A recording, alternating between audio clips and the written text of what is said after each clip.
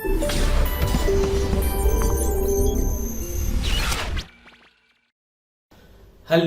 Dear student, मैं आपका अपना अनुराग गर्ग आज एक बार फिर आपके सामने प्रस्तुत हुआ हूं एक नया टॉपिक लेकर जिसका नाम है एमिनो एसिड। तो आज यही टॉपिक हम लोग स्टार्ट करेंगे। तो चलिए स्टार्ट करते हैं। एमिनो एसिड, हेडिंग है एमिनो एसिड। तो देखिए, एमिनो एसिड जो कंपाउंड होते हैं वो इस टाइप के कंपाउंड होते हैं। इसको बहुत ध्यान से देखिएगा, इस स्ट्रक्चर को। Amino acids are by functional group compound. Means ऐसे कंपाउंड होते हैं जिसमें दो डिफरेंट फंक्शनल ग्रुप प्रेजेंट होते हैं। एक तो इसमें कार्बोक्सिलिक ग्रुप प्रेजेंट होता है और एक इसमें एमिनो ग्रुप प्रेजेंट होता है। आप सभी को पता होगा COOH ग्रुप को हम बोलते हैं कार्बोक्सिलिक ग्रुप और NH2 ग्रुप को हम बोलते हैं एमिनो ग्रुप। ठीक है, तो ये ऐसे कंपाउंड होते हैं जिसमें दो फंक्शनल ग्रुप प्रेजेंट होते हैं, एक कार्बोक्सिलिक और एक एमिनो एसिड। अब एक तो ये पॉइंट हुआ। सेकेंड पॉइंट ये है कि जो एमिनो एसिड होता है ये हमेशा अल्फा कार्बन पर प्रेजेंट होता है, अल्फा कार्बन पर। अब ये बात करें कि अल्फा कार्बन क्या होता है, तो चलो ठीक है, अल्फा कार्बन की बात करें। NH2 में और COOH में आप लोगों ने नोमेनक्लेचर पढ़ा होगा, IUPAC नोमेनक्लेचर पढ़ा होगा। उसमें एक टेबल आप लोगों ने पढ़ा होगा, फंक्शनल ग्रुप का प्रायोरिटी टेबल। और तुम्हें यह भी याद होगा NH2 ग्रुप में और COOH में प्रायोरिटी किसकी पहले आती है? डेफिनेटली तुम्हें पता होगा कार्बोक्सिलिक की प्रायोरिटी पहले आती है। तो कार्बोक्सिलिक के अकॉर्डिंगली हम लोग डिसाइड करते हैं अल्फा, बीटा, गामा, डेल्टा।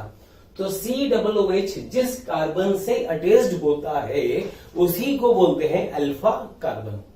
ठीक है, तो ये जो NH2 ग्रुप होते हैं ये इस अल्फा कार्बन पर ही अटैच्ड रहते हैं। इसलिए जो भी एमिनो एसिड की यहां पर हम बात कर रहे हैं ये सभी amino acid alpha amino acid होते हैं, ये याद रखिएगा। ठीक है, तो पहली चीज, एमिनो एसिड का मतलब by functional group compound, means ऐसे कंपाउंड जिसमें टू फंक्शनल ग्रुप हो, एक कार्बोक्सिलिक और एक NH2 ग्रुप, ऐसे कंपाउंड को बोलते हैं एमिनो एसिड। ठीक है, सेकंड पॉइंट, जो NH2 ग्रुप होता है वो ऑलवेज अल्फा पोजीशन पर अटैच्ड होता है, ये याद रखिएगा। ठीक है, इसका एक अच्छा एक चीज, चलो एक पॉइंट और हम लेते हैं। ये तो सेकंड पॉइंट हुआ। एक थर्ड पॉइंट और है, वो क्या कि जो एमिनो एसिड होते हैं इसमें जो एमिनो ग्रुप होता है ये 1 डिग्री ग्रुप होता है। आपको याद होगा एमिनो ग्रुप जो होते हैं 3 टाइप के होते हैं, 3 टाइप के अमाइन होते हैं, 1 degree amine, 2 degree amine and 3 degree amine. तो यहां पर ये जो NH2 होता है, चलो ठीक है इसको हम लिख भी सकते हैं। ये हमने लिखा 1 डिग्री अमाइन का मतलब क्या, NH2। 2 डिग्री अमाइन होता है NH डबल डैश और एक होता है N ट्रिपल डैश, ये सबको पता होगा। ठीक है, तो अगर NH2 ग्रुप प्रेजेंट है तो 1 degree amino, NH and both side carbon chain 2 degree amine और N एंड 3 साइड कार्बन ये 3 डिग्री अमाइन होता है। तो इसमें हमें ये याद रखना है कि जो एमिनो एसिड होता है उसमें NH2 group always 1 degree amine होता है, एक एमिनो एसिड को छोड़कर, दैट इज प्रोलाइन। ये जो कंपाउंड होता है इसको बोलते हैं प्रोलाइन। इसमें जो NH होता है ये 2 डिग्री अमाइन होता है। ठीक है, ये कुछ और एग्जांपल्स हमने यहां पर ले रखे हैं, इन्हीं पर बेस्ट। तो देखो, जो एमिनो एसिड होते हैं उसका ये वाला पार्ट तो फिक्स रहता है, बस इस R का ही चेंजेस होता है। अब देखिए कुछ एग्जांपल्स हमने यहां पर लिया है। फर्स्ट नंबर हमने लिया ग्लाइसिन, और ग्लाइसिन का जो सिंबॉलिक नेम होता है that is GLY। First 3 letter लिया GLY, ये इसकी सिंबॉलिक टर्म है। तो यहां पर देखो CH2 है, इसका मतलब इसमें R का वैल्यू यहां पर क्या था, H। तो अगर R का वैल्यू H है तो ये होगा ग्लाइसिन। ठीक है, अच्छा जी, अगर R का वैल्यू हम CH3 लिखते हैं, CH3 का मतलब ये लिखा CH3, remaining part as it is हमने रखा, ये कंपाउंड होता है एलानीन और सिंबॉलिक टर्म होती है इसकी ALA, एलानीन। ठीक है, इसी टाइप से अगर R का वैल्यू हम PHCH2 कर दें, क्या वैल्यू रख दें, PHCH2, ये किसका वैल्यू हुआ, R का, ये रखा और remaining part as it is हमने रखा। तो CH3 में हमने बोला था एलानीन, तो CH2 से PH हमने लगा दिया, इसको बोलते हैं फिनाइल एलानीन, और सिंबॉलिक टर्म होती है PHE। ठीक है, अच्छा जी, यहां पर बस थोड़ा सा डिफरेंस है, इसमें ये कंपाउंड होता है प्रोलीन। तो जैसा कि अभी मैंने तुमसे कहा था कि जितने भी एमिनो एसिड होते हैं उनमें NH2 group always alpha carbon पर अटैच्ड होता है। ये सारे एग्जांपल्स हैं, देखो सभी में NH2 ग्रुप प्रेजेंट है, 1 डिग्री नेचर का है और अल्फा पोजीशन पर अटैच्ड है, एक्सेप्ट प्रोलाइन। प्रोलाइन में ये इसको फॉलो नहीं करता है इस डेफिनेशन को। इसमें जो NH होता है, मतलब ये 2 डिग्री अमाइन होता है, ये तुम्हें याद रखना होगा। प्रोलाइन 1 डिग्री अमाइनो ग्रुप ना होकर इसमें 2 डिग्री अमाइन होता है। तो ये कुछ डेफिनेशन हुई एमिनो एसिड की। और एमिनो एसिड बेसिकली इसको हम यूं भी कहें कि इनका यूज क्या है, तो जितने भी हमारी बॉडी में जो प्रोटीन वगैरह होते हैं वो इन्हीं से मिलकर बने होते हैं, इन्हीं एमिनो एसिड से मिलकर बने होते हैं, इसलिए हम इस मॉलिक्यूल की स्टडी यहाँ पे कर रहे हैं। तो ये तो हुआ इंट्रोडक्शन अबाउट एमिनो एसिड। अब नेक्स्ट पार्ट हम लोग इसमें लेंगे क्लासिफिकेशन ऑफ एमिनो एसिड। तो नेक्स्ट हेडिंग यहां पर है क्लासिफिकेशन ऑफ एमिनो एसिड। तो देखिए, एमिनो एसिड को हम 3 कैटेगरी से डिवाइड कर सकते हैं। फर्स्ट कैटेगरी है on the basis of their occurrence. ठीक है, तो फर्स्ट कैटेगरी हमने लिया उनकी अकरेंस के अकॉर्डिंग लिए, मीन्स कैसे मिलते हैं। ठीक है, सेकेंड क्लासिफिकेशन है on the basis of their requirement, इनकी रिक्वायरमेंट कैसी है, तो ये सेकेंड क्लासिफिकेशन होगा। इसी टाइप से एक और होता है on the basis of their chemical nature. तो कहने का मतलब ये हुआ कि एमिनो एसिड को हम 3 कैटेगरी में डिवाइड कर सकते हैं। First on the basis of their occurrence, second on the basis of their requirement, and third is on the basis of their chemical nature. ठीक है, अब देखो फर्स्ट टाइप हमने लिया on the basis of their occurrence. Occurrence के accordingly हम amino acid को 2 part में डिवाइड कर सकते हैं। कौन कौन सा? सिंपल सी बात है, एक तो नेचुरल एमिनो एसिड और सेकेंड सिंथेटिक एमिनो एसिड। अब नेचुरल एमिनो एसिड का मतलब क्या है? जो नेचुरली मिलते हो हमारी बॉडी वगैरह में, जो मिलते हैं अपने आप, उनको हम बोलते हैं नेचुरल एमिनो एसिड। और एक होता है सिंथेटिक। सिंथेटिक का मतलब बेसिकली हुआ क्या? मैन मेड, आदमी के द्वारा बनाया गया, किसी लेबोरेटरी में या किसी और जगहों पर इनको बनाया गया सिंथेटिकली, उसको कहा गया सिंथेटिक एमिनो एसिड। तो on the basis of their occurrence 2 type का होता है, natural and synthetic. Is that clear? Okay, next type on the basis of their requirement. अब ये याद रखिएगा, on the basis of their requirement amino acid को हम 3 कैटेगरीज में डिवाइड कर सकते हैं।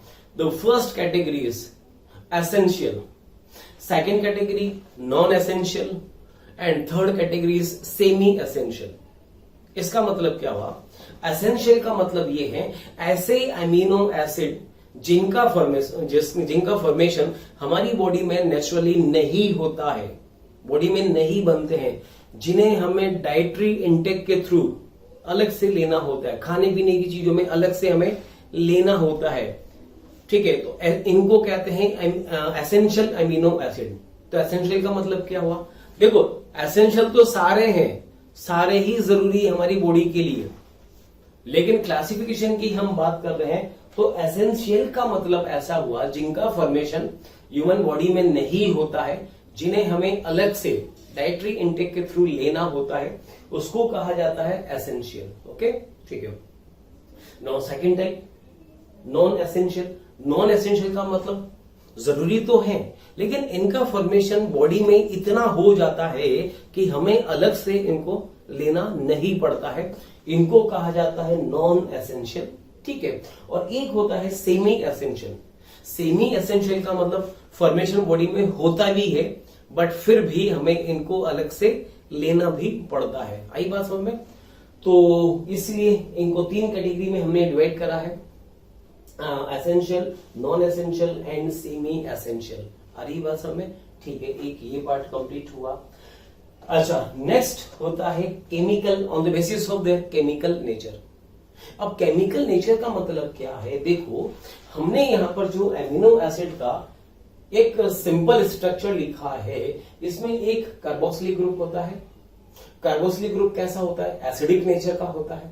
और NH2 ग्रुप कैसा होता है? ये बेसिक नेचर का होता है। तो यहां पर हमने इस बेसिस पर इनको 3 कैटेगरी में डिवाइड करा गया, न्यूट्रल, एसिडिक एंड बेसिक। तो न्यूट्रल अमीनो एसिड का मतलब क्या हुआ? इट मींस ऐसे अमीनो एसिड जिसमें number of carboxylic group and number of NH2 group, इन दोनों सेम हो, बराबर बराबर हो। अगर एक कार्बोक्सिलिक ग्रुप है तो एक ही NH2 ग्रुप हो, तो इसको बोलते हैं न्यूट्रल अमीनो एसिड। ठीक है। एक होता है एसिडिक अमीनो एसिड। एसिडिक का मतलब suppose if number of carboxylic group are greater than number of NH2 group, अगर ये ज्यादा है, एसिडिक ग्रुप ज्यादा है, तो इसको कहा जाएगा एसिडिक अमीनो एसिड। ठीक है। लेकिन अगर NH2 के नंबर्स COOH से ज्यादा है तो उसको कहा जाएगा बेसिक अमीनो एसिड। अभी इस टॉपिक के लास्ट में जितने भी अमीनो एसिड हैं उन सभी का हम लोग यहाँ पर स्ट्रक्चर लिखेंगे, उन सभी में हम इनके बात करेंगे, कौन सा एसिडिक है, कौन सा न्यूट्रल है, कौन सा बेसिक है, ये सब अभी हम उसमें बात करेंगे। ठीक है। तो ये हुआ न्यूट्रल का मतलब COOH और NH2 बराबर बराबर हो। अगर COOH ज्यादा है NH2 से तो एसिडिक होगा, और NH2 ग्रुप ज्यादा है COOH से तो वो बेसिक अमीनो एसिड होगा। ठीक है। तो ये हुआ। अच्छा, एक खास बात और यहां पर है अमीनो एसिड की, जितने भी अमीनो एसिड होते हैं they all are optically active, ये भी याद होना चाहिए।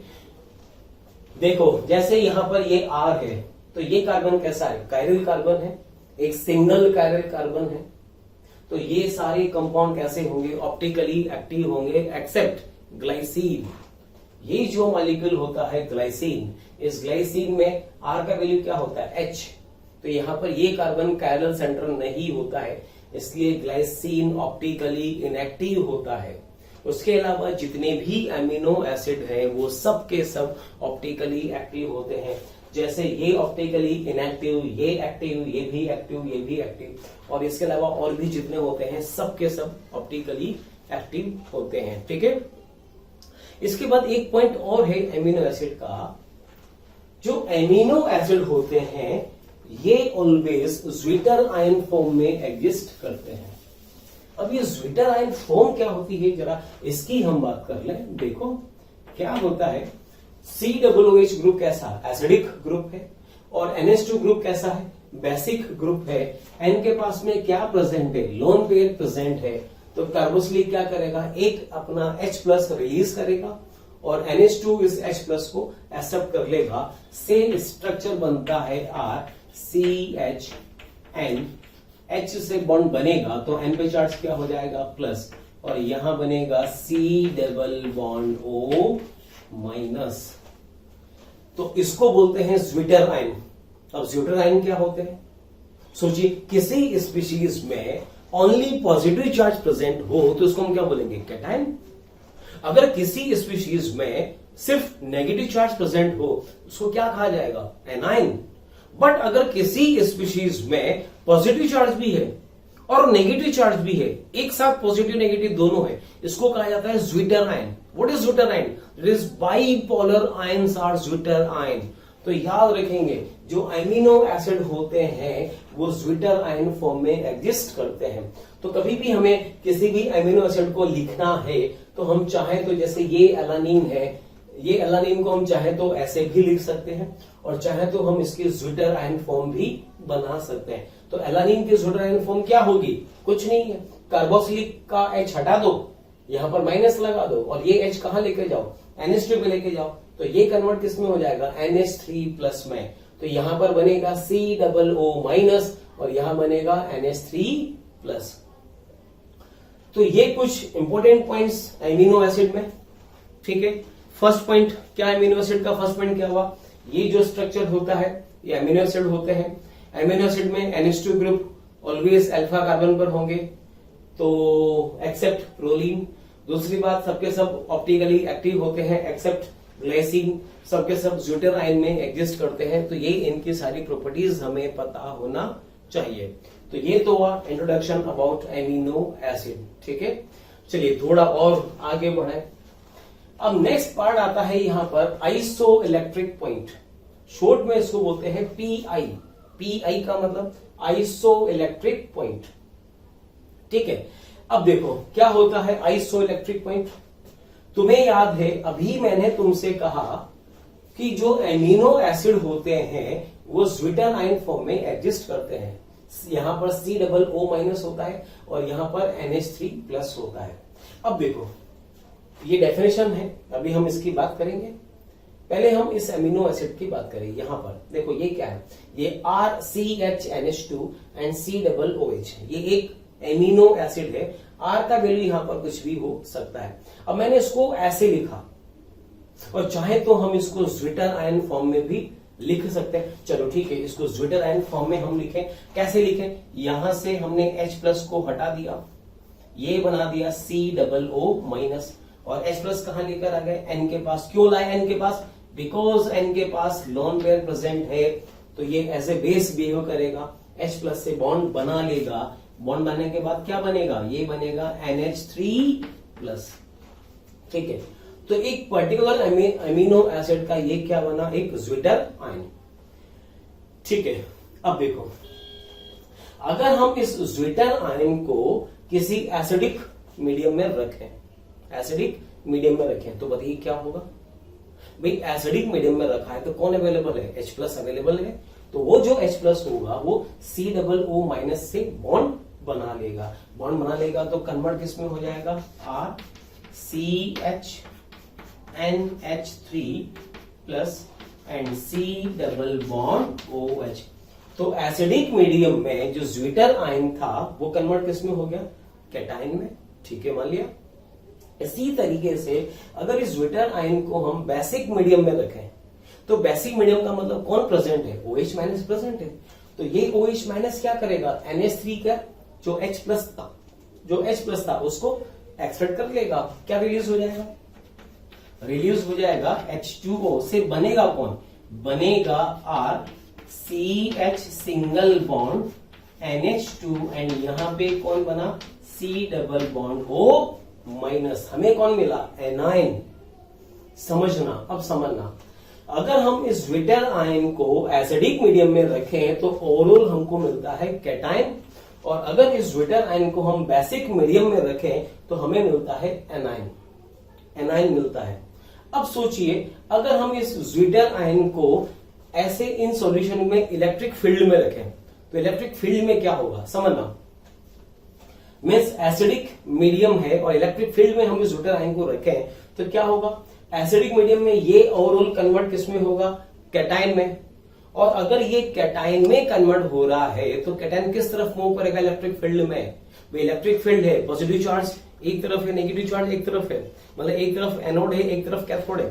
तो ये जो पॉजिटिव चार्ज मीन्स ये जो कैटायन होगा ये नेगेटिव चार्ज की तरफ मूव करेगा, मीन्स ये कैथोड की तरफ माइग्रेट करेगा। ठीक है, इसी तरह से अगर हम बेसिक मीडियम में इसको इलेक्ट्रिक फील्ड में रखें तो ये जो एनायन होगा ये किस तरफ मूव करेगा, एनोड की तरफ मूव करेगा, बिकॉज एनोड पे चार्ज क्या होता है, पॉजिटिव। तो ये एनोड की तरफ मूव करेगा, ये कैथोड की तरफ मूव करेगा। अब बात ये है कि ऐसा पीएच लेवल जिसमें इस एमिनो एसिड का जो माइग्रेशन है वो माइग्रेशन 0 हो जाए, न तो वो कैथोड की तरफ मूव करे ना ही वो एनोड की तरफ मूव करे, ऐसा पीएच लेवल जो भी होगा उसी को हम बोलते हैं iso electric point, that is pi. अब देखो डेफिनेशन क्या लिखा हुआ है, the hydrogen ion concentration of the solution in which a particular amino acid does not migrate under the influence of an electric field is called the isoelectric point of that amino acid.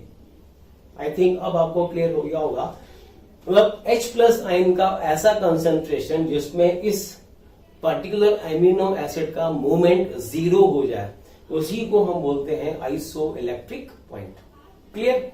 चलिए अब देखो कोई भी amino acid है उसका हमें pi निकालना हो, मतलब आइसो इलेक्ट्रिक पॉइंट निकालना हो, कैसे निकालेंगे, इसका फॉर्मूला होता है pKa1 plus pKa2 divide by 2।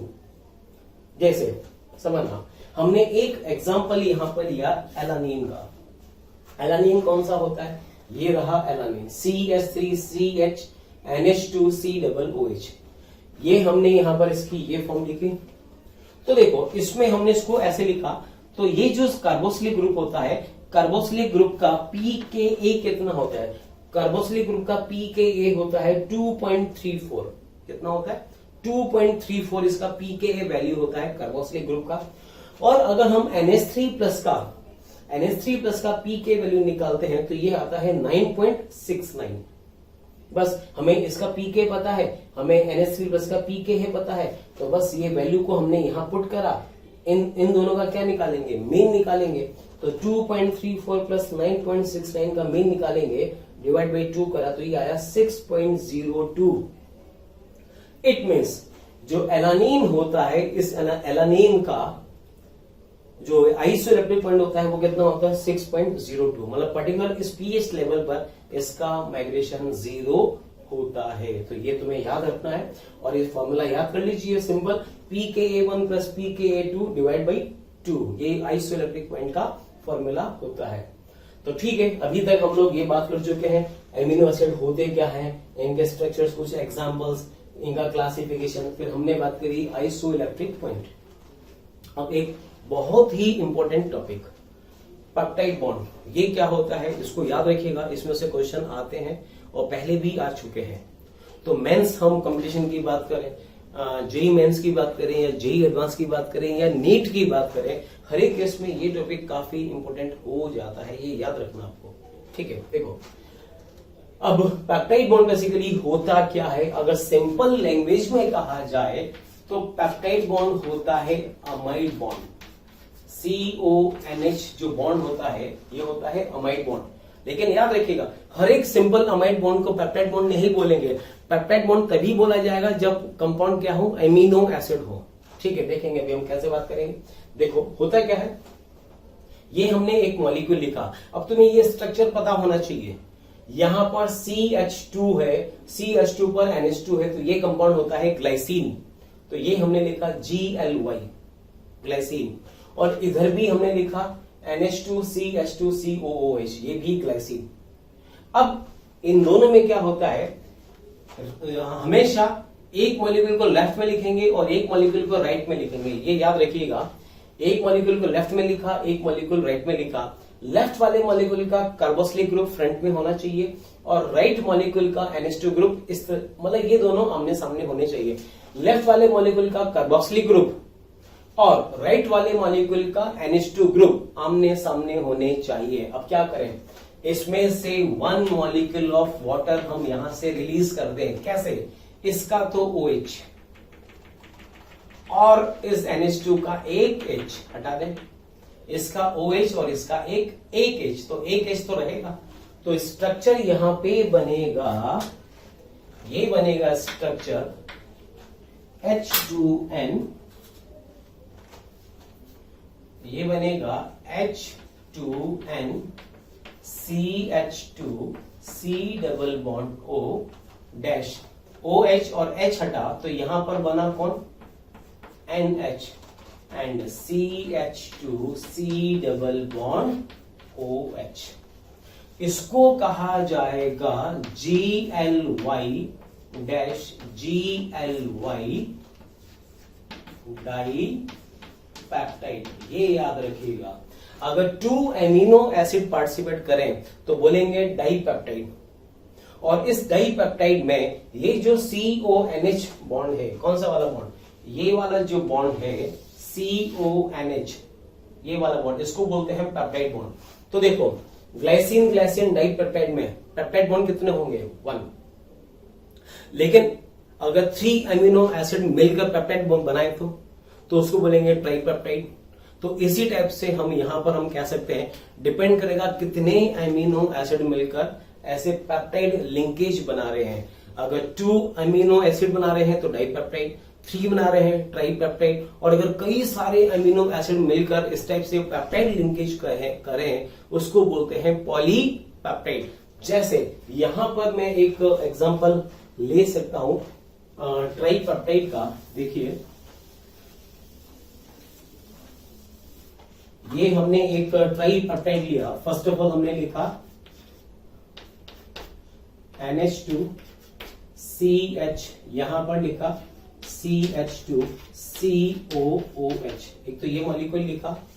एक इसके अलावा हम लिख सकते हैं NH2CH या CH3 को चलो यहां लिख लेते हैं CH3C डबल बॉन्ड OH। जरा इनकी नेमिंग मुझे बता दीजिए।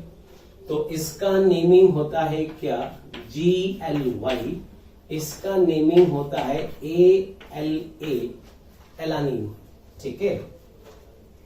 और इसी टाइप से यहां पर एक मॉलिक्यूल हम और इसमें लिख सकते हैं। कौन सा वाला? ये हमने लिखा H2N CH2COOH। ठीक है। अब इसमें से हमें कितना, अच्छा इस मॉलिक्यूल का नेम क्या हुआ? ये मॉलिक्यूल हुआ GLY। तो क्या बोला? Glycine alanine glycine. ठीक है। क्या करें? यहां से ये OH, ये H, यहां से OH, ये H, माइनस H2O करा। कितने? एक वाटर मॉलिक्यूल यहां से लीव करे, एक वाटर मॉलिक्यूल यहां से लीव करे। तो बताइए बनने वाला स्ट्रक्चर क्या होगा? बनने वाला स्ट्रक्चर होगा NH2CH2 C double bond O, NHCH3 C double bond O, then again NHCH2 C double bond और यहां पर ये COH। ठीक है। ये मॉलिक्यूल हमें मिलेगा। तो अब इसमें देखो पेप्टाइड बॉन्ड कौन कौन सा? एक तो पेप्टाइड बॉन्ड ये रहा और एक पेप्टाइड बॉन्ड ये रहा। तो अब इसको हम क्या कहेंगे? इसको हम कहेंगे ग्लाइसिन एलानिन ग्लाइसिन ट्राइपेप्टाइड। ये हमने लिखा ट्राइपेप्टाइड। तो देखो इस ट्राइपेप्टाइड में कितने पेप्टाइड बॉन्ड होंगे? 2 पेप्टाइड बॉन्ड होंगे। तो इस टाइप से हम यहां पर इसको कह सकते हैं पेप्टाइड लिंकेज। मीन्स ये जो लिंकेज होगा इसको हम क्या कहेंगे? Peptide linkage. तो ये हुआ। अब इसमें देखिए ऐसे कई सारे एमिनो एसिड मिलकर ही प्रोटीन का फॉर्मेशन करते हैं। ठीक है। तो एमिनो एसिड का ये पार्ट कंप्लीट हुआ। अब इसके बाद हम जितने भी एमिनो एसिड्स हैं, मेनली ह्यूमन बॉडी के लिए 20 एमिनो एसिड्स काफी इंपॉर्टेंट होते हैं। तो वो जो 20 एमिनो एसिड्स हैं, अब नेक्स्ट पार्ट में हम उसी की अभी बात करेंगे।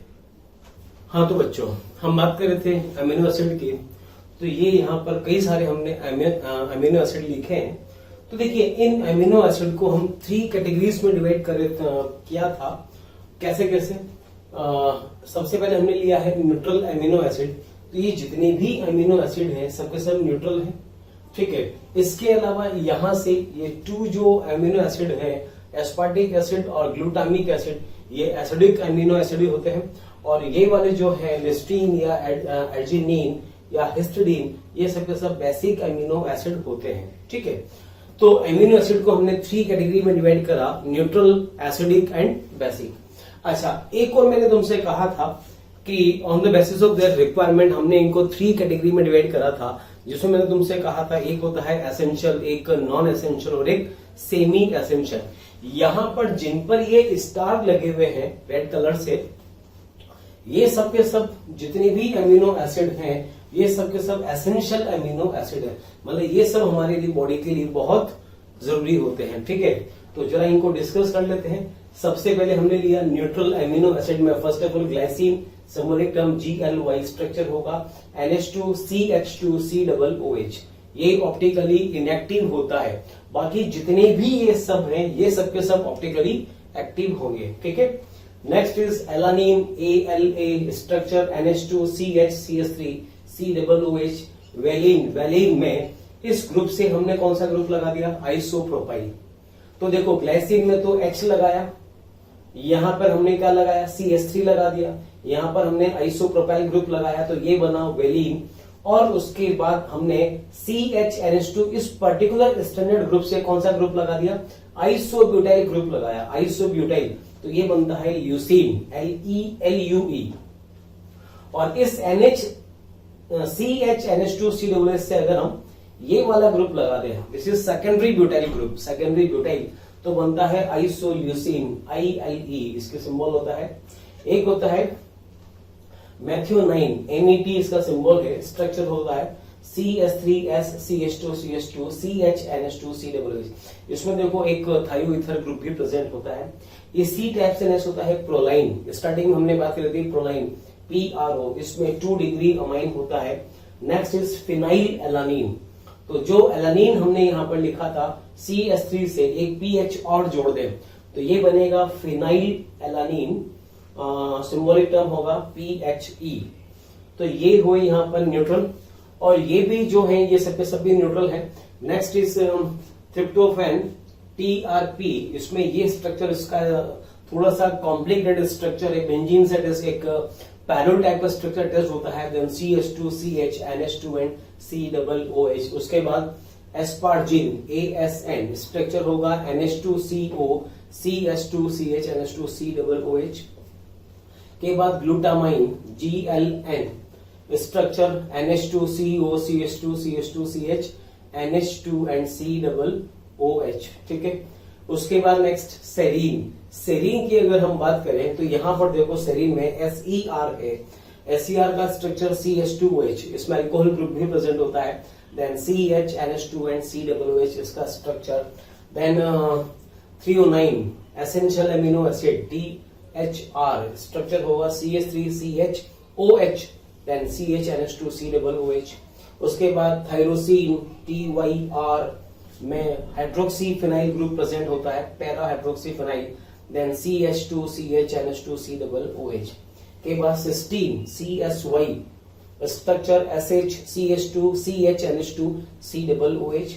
सिमिलरली सिस्टीन, CSY, स्ट्रक्चर होगा SS CH2 CH NH2 COOH, जो स्ट्रक्चर ऊपर है सेम वही स्ट्रक्चर नीचे भी होता है, इसको बोलते हैं सिस्टीन। तो ये सब के सब न्यूट्रल अमीनो एसिड। उसके बाद फिर आता है acidic amino acid. Acidic amino acid का फर्स्ट जो नेम होता है, फेमस अमीनो एसिड है एस्पार्टिक एसिड, ASP इसका टर्म सिंबल होता है। में COOH, CH2, CH NH2 and COOH, ये CH2 होगा, तो यहां पर एक हल्का सा करेक्शन, CH2, इसको बोलते हैं एस्पार्टिक। अब देखो कार्बोक्सिलिक ग्रुप कितने हैं, 2 है, और एक NH2 है। क्योंकि कार्बोक्सिलिक ग्रुप ज्यादा है इसलिए एसिडिक अमीनो एसिड होता है। यहां पर नेक्स्ट है ग्लूटामिक एसिड, GLU। तो एस्पार्टिक में और ग्लूटामिक में कोई ज्यादा खास डिफरेंस नहीं है, बस एक यहाँ पर CH2 ग्रुप एक्स्ट्रा होता है। मतलब ग्लूटामिक में अगर हम यहाँ पर एक CH2 और ऐड करें तो वो बन जाता है, एस्पार्टिक में एक CH2 और ऐड करें तो बनता है ग्लूटामिक एसिड, दोनों ही एसिडिक नेचर के। और इस बार और नेक्स्ट है basic amino acid, lysine LSY में NH2, देन उसके बाद CH2 then CH NH2 and COOH, essential amino acid है। देन एर्जिनिन, ARG में NH2 C double bond NH, then again NH, CH2 then CH NH2 और COOH, ये होता है arginine. And last is histidine, HIS में इस type का structure, then CH2 CH NH2 COOH। तो ये कई सारे अमीनो एसिड हैं, तो ये तुम्हें इसमें याद रखना है। थोड़ा सा कॉम्प्लिकेटेड है इनके स्ट्रक्चर्स याद रखना, बट इसमें क्वेश्चन आ चुका है। अब जो पैटर्न चल रहा है एडवांस का, उसमें इनमें से क्वेश्चन एसिडीज पूछ सकते हैं, तो थोड़ा सा रटने वाला टॉपिक है। तो कोशिश करिएगा कि इन स्ट्रक्चर्स को आप थोड़ा सा लिख कर याद करें, इनके स्ट्रक्चर्स वगैरह, और ये भी याद रखें इसमें से कौन कौन एसेंशियल है, और एक साथ में ये भी याद रखिएगा कौन सा एसिडिक है और कौन सा बेसिक एमिनो एसिड है। तो बच्चों यहाँ पर अब हमारा ये जो टॉपिक था बायोमोलिक्यूल वो कंप्लीट हो रहा है। ठीक है। कार्बोहाइड्रेट के बाद हमने एमिनो एसिड लिया था, ये कंप्लीट यहाँ पर हुआ। इसके बाद अब नेक्स्ट हमारा टॉपिक होगा इसके बाद पॉलीमर। तो चलिए नेक्स्ट पॉलीमर की हम बात करते हैं। तो चलिए बच्चों अब नेक्स्ट टॉपिक स्टार्ट करते हैं हमारा पॉलीमर। तो देखिए ये हेडिंग हमारा पॉलीमर में क्या होता है, अगर कई सारे स्मॉलर मॉलिक्यूल, जैसे ये हमने एक मॉलिक्यूल लिया, एक सिंगल मॉलिक्यूल है, इसके इस मॉलिक्यूल के एन मॉलिक्यूल्स अगर आपस में कंबाइन होकर एक बिगर मॉलिक्यूल बनाए तो उसको हम बोलते हैं पॉलीमर। और ये जो प्रोसेस होता है इस प्रोसेस को हम बोलते हैं पॉलीमराइजेशन। तो जो बिगर मॉलिक्यूल है, हमने ये होल एन लिखा है, ब्रैकेट के बाद हमने एन लिखा है, इसका मतलब ये उस पॉलीमर की एक सिंगल यूनिट है। तो एज इट इज यूनिट ऐसे ही मल्टीपल में इससे जुड़ती चली जाएंगी। तो इसको बोलते हैं हम पॉलीमर और इसको हम बोलते हैं मोनोमर। जिससे बनता है वो मोनोमर और जो मॉलिक्यूल बना है वो पॉलीमर। और ये जो प्रोसेस होता है उसको बोलते हैं पॉलीमराइजेशन। ठीक है। अब इसके कुछ एग्जांपल्स हैं, जैसे यहां पर एक हम बोलते हैं विनाइलिक पॉलीमर। विनाइलिक का मतलब ये है कि एल्कीन टाइप का पार्ट हो, जैसे ये हमने लिया इथीन, इस इथीन का अगर हम पॉलीमराइजेशन कराएं, ये हमने लिखा पॉलीमराइजेशन, तो क्या होगा, इथीन का पाई बॉन्ड ब्रेक होगा, एक वैलेंसी इसका फ्री होगा और एक वैलेंसी इसका फ्री होगा। ठीक है। तो यहां पर बनेगा CH2 और CH2 और ये हमने डैश लिखा है, इस टाइप से डैश लिखा है कि ये इस ब्रैकेट को कट करे। इसका मतलब ये हुआ कि ऐसे n यूनिट आपस में ऐसे कंबाइन हो जाएंगे तो एक लीनियर पॉलीमर यहां पर बनता है। ठीक है। तो स्ट्रक्चर वाइज हम इसको बोलेंगे लीनियर पॉलीमर। ओके। तो इथीन का पॉलीमर होगा पॉलीथीन। इसी टाइप से ये जो मॉलिक्यूल होता है इसको कॉमन नेम इसका होता है प्रोपाइलीन, ऐसे बोला जाता है इसको प्रोपीन, प्रोपाइलीन जिसको हम बोलते हैं। तो यहां पर वही पाई बॉन्ड ब्रेक होगा और इस टाइप से ऐसी एन यूनिट आपस में कंबाइन हो जाती है जिसको हम बोलते हैं पॉलीप्रोपाइलीन। ठीक है।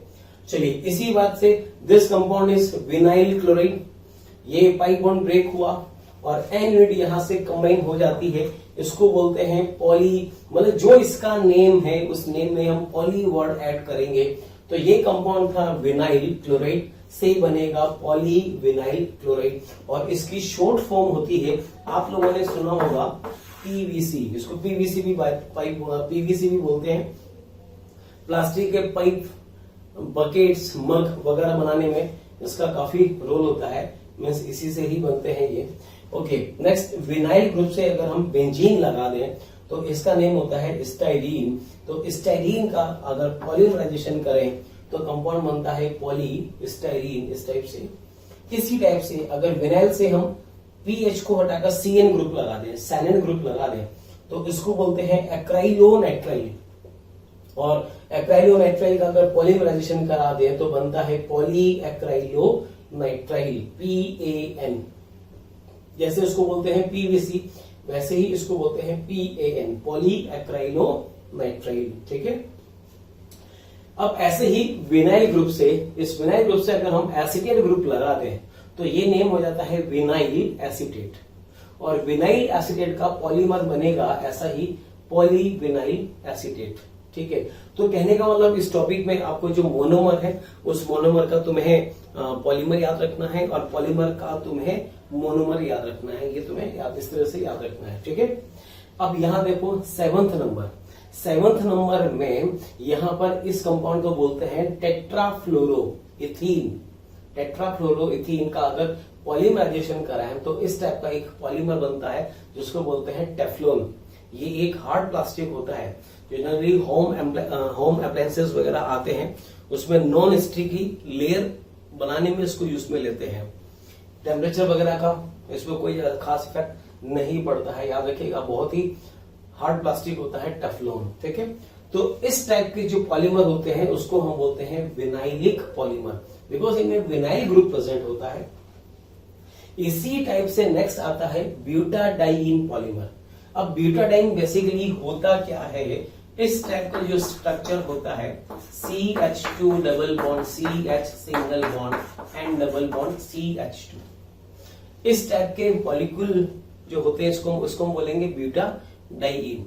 और ये जो मॉलिक्यूल होते हैं ये हमको पता है ये रेजोनेंस शो करते हैं। कैसे शो करते हैं याद, ये पाई बॉन्ड यहां से यहां डीलोकलाइज होगा और ये पाई बॉन्ड यहां पर डीलोकलाइज हो जाता है, से बनता है CH double bond CH and single bond charge minus, and यहां पर आता है CH2 चार्ज पॉजिटिव।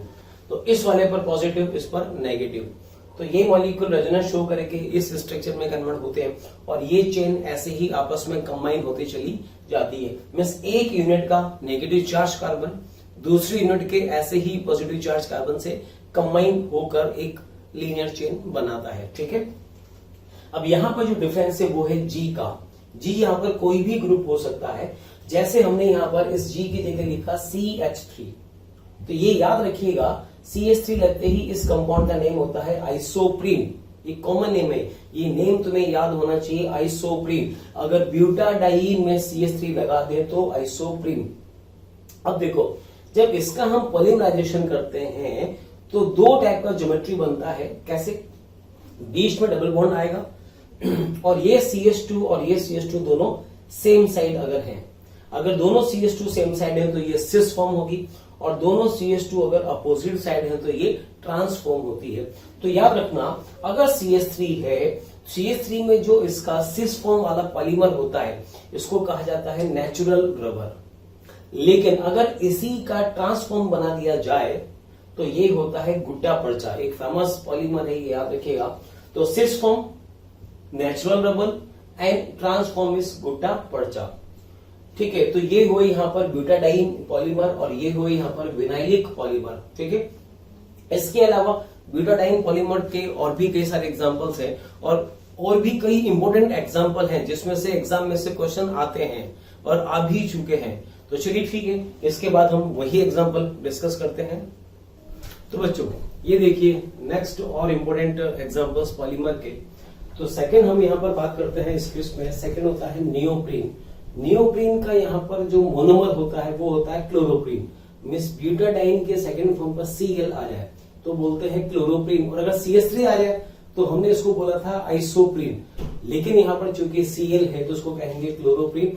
तो क्लोरोप्रीन का ट्रांस पॉलीमर इसको कहा जाता है नियोप्रीन, याद रखिएगा इसको।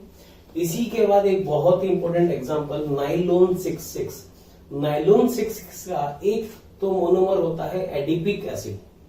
ठीक है, एडिपिक एसिड का स्ट्रक्चर क्या होता है, COOH के बाद में यहां पर CH2 CH2 CH2 और CH2, 4 बार CH2 हो और बाद में फिर से क्या आ गया COOH।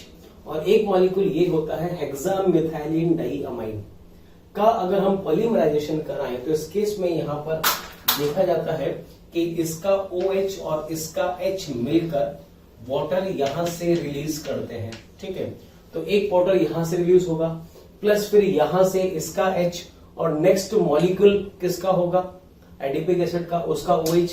ऐसे कई सारे वाटर मॉलिक्यूल निकलेंगे और यहां पर ऐसा एक अमाइड फॉर्म बनता है, ये अमाइड ग्रुप बनता है। इसका नेम होता है नाइलोन 66। ठीक है, अब देखिए यहां पर एक चीज समझना है कि जो पॉलीमर होते हैं या पॉलीमराइजेशन जो प्रोसेस होता है वो दो टाइप का होता है। एक होते हैं एडिशन पॉलीमराइजेशन और एक होता है कंडेंसेशन पॉलीमराइजेशन। एडिशन पॉलीमराइजेशन का मतलब ये है कि ऐसा पॉलीमराइजेशन जिसमें कई सारे मॉलिक्यूल्स आपस में कंबाइन हो और उसमें से कोई स्मॉलर मॉलिक्यूल लीव नहीं होते हो तो उसको कहा जाता है एडिशन पॉलीमराइजेशन। लेकिन कई सारे मॉलिक्यूल्स आपस में कंबाइन हो और उस कॉम्बिनेशन में कई स्मॉलर मॉलिक्यूल लीव करते हो, जैसे वाटर लीव कर रहा हो या HCl लीव कर रहा हो या अल्कोहल लीव कर रहा हो, इसको कहा जाता है कंडेंसेशन पॉलीमराइजेशन। तो यहां पर देखो इस केस में जैसे इससे हमने बनाया नियोप्रीन, हमसे कहा जा पाता है ये किस टाइप का पॉलीमराइजेशन है, कंडेंसेशन है या एडिशन है। तो हमने देखा इससे इसका बनना जस्ट एक एडिशन हो रहा है, इसमें कोई स्मॉलर मॉलिक्यूल लीव नहीं हो रहा है, तो इससे इसका बनना एडिशन पॉलीमराइजेशन। लेकिन नाइलोन 66 का बनना दिस इज कंडेंसेशन पॉलीमराइजेशन। ये कैसे बोला, ये मॉलिक्यूल कंबाइन हो रहे हैं और इसमें वाटर लीव कर रहा है, तो यहां पर बन रहा है नाइलोन 66 अमाइड ग्रुप बन रहा है, इसको कहा जाएगा कंडेंसेशन पॉलीमराइजेशन। तो इस पर भी क्वेश्चन आ सकता है। आपसे कहा जाएगा, ऑप्शंस दे रखे होंगे 1 2 3 4, कहा जाएगा पति इसमें से कौन सा कंडेंसेशन पॉलीमराइजेशन का एग्जांपल है या कौन सा एडिशन पॉलीमराइजेशन का एग्जांपल है, ऐसा क्वेश्चन आ सकता है। अच्छा, एक और क्वेश्चन हो सकता है, एक होता है होमोपॉलीमर और एक होता है कोपॉलीमर। होमोपॉलीमर का मतलब ऐसे पॉलीमर जिसमें मोनोमर बस एक ही टाइप का हो तो कहा जाता है होमोपॉलीमर। लेकिन अगर सपोज किसी पॉलीमराइजेशन रिएक्शन में नंबर ऑफ मोनोमर एक से ज्यादा हो, 2 हो, 3 हो, 4 हो, तो उसको कहा जाता है कोपॉलीमर। फॉर एग्जाम्पल जैसे neoprene is an example of homopolymer, इसका जो मोनोमर है वो बस एक ही है। जबकि नायलॉन 66 ये किस टाइप का पॉलीमर है, दिस इज कोपॉलीमर। याद रखिएगा, बिकॉज इसके मोनोमर ये तो है ही सही और साथ में एडिपिक एसिड भी होता है। तो याद रखिएगा, एक तो होता है होमोपॉलीमर और एक होता है कोपॉलीमर। ठीक है, चलिए नायलॉन 6 इसके बाद नेक्स्ट लेते हैं नायलॉन 6 में ये मोनोमर होता है कैप्रोलेक्टम। कैप्रोलेक्टम का मतलब 7 मेंबर्ड साइक्लिक अमाइड का अगर हम पॉलीमराइजेशन करें तो ये अमाइड बॉन्ड यहां से ब्रेक हो जाता है और CO और NH इस टाइप से इसमें प्रेजेंट रहते हैं। तो चूंकि इसमें 6 कार्बन है इसलिए इसको बोला जाता है नायलॉन 6। तो याद रखिएगा, एक होता है नायलॉन 6, एक होता है नायलॉन 6, दोनों में बहुत डिफरेंस है। तो नायलॉन 6 का मोनोमर कैप्रोलेक्टम। ठीक है, इसी टाइप से एक और बहुत इंपॉर्टेंट रबर होता है ये ब्यूना एस का मतलब SBR मतलब स्टाइरीन ब्यूटाडाइइन रबर, इसकी शॉर्ट फॉर्म होती है SBR। ये बनता है N molecule of butadiene plus N molecule of styrene. Styrene का मतलब विनाइलिक ग्रुप से कौन जुड़ा हो, PH, इसके भी N मॉलिक्यूल से कंबाइन होकर यहां पर इस टाइप का मॉलिक्यूल बनता है। मतलब इस केस में वही रेजोनेंस होगा, इसमें तो 1,4 एडिशन होता है बट इसमें 1,2 एडिशन होता है, से मॉलिक्यूल बनता है ये वाला Buena S, butadiene styrene rubber. ठीक है, इसी टाइप से एक बहुत ही इंपॉर्टेंट एग्जांपल पॉलिएस्टर का। पॉलिएस्टर में यहां पर लेके चलते हैं ethylene glycol, this compound is ethylene glycol. और एक ये होता है, इसका नेम होता है टेरेप्थेलिक एसिड। 1,4 पोजीशन पर डाई कार्बोक्सिलिक ग्रुप प्रेजेंट होते हैं, इसको कहते हैं टेरेप्थेलिक एसिड का। अगर पॉलीमराइजेशन कराएं तो क्या होगा, हाइड्रोक्सी का तो H और इसका OH, वाटर मॉलिक्यूल लीव करेगा तो यहां पर बनता है एस्टर। वैसे ही इथाइलिन ग्लाइकोल का एक और मॉलिक्यूल इस तरफ कंबाइन करेगा, यहां से भी वाटर लीव करेगा तो इधर भी एस्टर बनेगा। तो इस केस में यहां पर इसकी अगर हम एक सिंगल यूनिट लिखना चाहें तो ऐसे लिखेंगे, बेंजीन से CO से इथाइलिन ग्लाइकोल का O, CH2CH2O, then C double bond O, और इस यूनिट को एज इट इज इसके आगे रिपीट करते चले जाएं तो इसमें एक एस्टर यहां बनेगा, एक एस्टर यहां, ऐसे कई सारे एस्टर बनते हैं, इसलिए इसका नाम होता है पॉलिएस्टर। और एक फेमस क्लॉथ है डेक्रोन भी इसको कहा जाता है।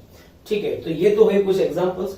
इसके बाद 2-3 एग्जांपल और भी हैं जो काफी इंपोर्टेंट हो सकते हैं। जैसे हमने यहाँ पर ये एग्जांपल लिया था भी पॉलिएस्टर का, इस केस में हमने यहाँ पर क्या मॉलिक्यूल लिया, टेरेप्थेलिक एसिड। अब समझना 7th नंबर, बहुत ही फेमस इंपोर्टेंट एग्जांपल, रिएप्टल बनता है इथाइलिन ग्लाइकोल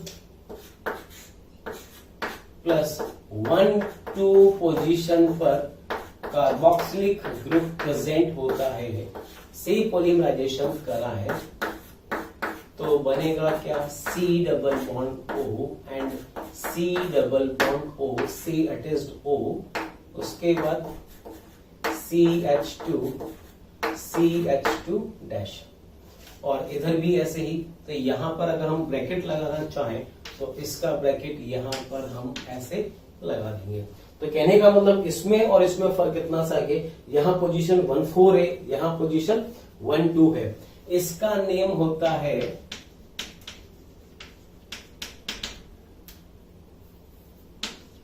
हैलेइक एसिड, और ये कंपाउंड तो आप जानते हैं, दिस इज इथाइलिन ग्लाइकोल। से बनता है ग्लिप्टल। ये इंपॉर्टेंट एग्जाम्पल तुम्हें याद होना चाहिए, ठीक है। एक इसी के अलावा एक एग्जाम्पल और ले सकते हैं लास्ट में।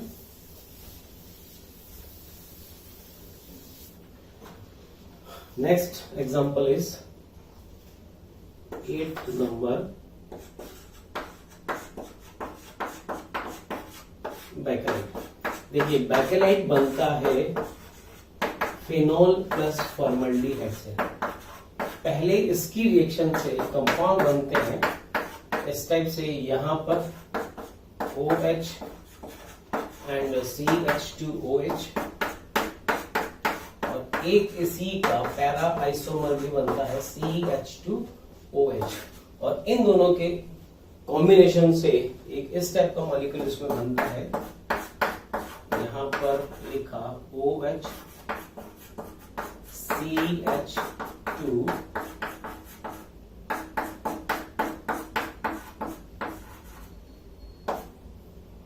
से अटैच्ड O,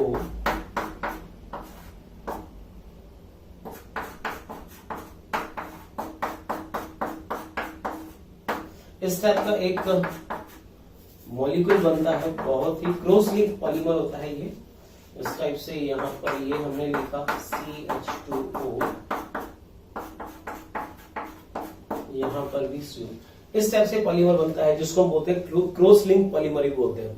और क्रॉस लिंक टाइप के जो पॉलीमर होते हैं ये थर्मोसेटिंग पॉलीमर होते हैं। मीन्स इन पर अगर इनको हीट करें, हीट करने से ये सॉफ्ट नहीं होते हैं, जल जाते हैं बट सॉफ्ट नहीं होते हैं। जबकि अगर हम बात करें पीवीसी की, पीवीसी थर्मोप्लास्टिक टाइप का पॉलीमर होता है। थर्मोप्लास्टिक का मतलब ऐसा प्लास्टिक जिसको हीट करने पर सॉफ्ट हो जाए और ज्यादा हीट करने पर मेल्ट भी हो जाए, मीन्स जिनको रीशेप किया जा सकता है। लेकिन चूंकि ये थर्मोसेटिंग टाइप के होते हैं, क्रॉस लिंक होते हैं, हार्ड पॉलीमर होते हैं, और मेनली बैकेलाइट का जो यूज होता है वो होता है इलेक्ट्रिकल स्विचेस बनाने में, ये याद रखिएगा। तो यहां पर अगर हमसे कहा जाए बैकेलाइट का मोनोमर तो हम कहेंगे फिनॉल प्लस फॉर्मल्डिहाइड। तो बच्चों हमने यहाँ पर कई सारे इंपोर्टेंट पॉलीमर लिए हैं। तो इसमें तुम्हें हर एक कंपाउंड का, हर एक पॉलीमर का मोनोमर पता होना चाहिए, प्लस मोनोमर का पॉलीमर भी पता होना चाहिए, प्लस तुम्हें ये पता होना चाहिए कि कौन कौन से एग्जाम्पल कंडेंसेशन पॉलीमराइजेशन एग्जाम्पल है, कौन कौन से एडिशन पॉलीमराइजेशन के एग्जाम्पल है, कौन से कोपॉलीमराइजेशन है, कौन से होमोपॉलीमराइजेशन है। इस टाइप के क्वेश्चंस काफी इंपॉर्टेंट हो सकते हैं। तो मुझे पूरी उम्मीद है कि इस लेक्चर में ये टॉपिक आपको बहुत अच्छे से समझ में आया होगा। चलिए फिर मिलेंगे अगले टॉपिक के साथ। Okay, bye bye.